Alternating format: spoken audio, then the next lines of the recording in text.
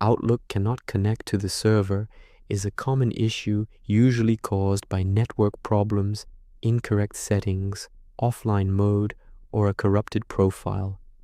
Try these fixes in order. Confirm your internet connection is working. In Outlook, go to the Send and Receive tab and make sure Work Offline is turned off. Restart Outlook and your computer. Check if Outlook or Microsoft 365 services are down. Use Down Detector or the Microsoft 365 Service Health Dashboard. Repair the account. Go to File, Info, Account Settings, select your account, Repair. Run Outlook in safe mode. Hold the Ctrl key while opening Outlook to disable add-ins. If it works, disable problematic add-ins later.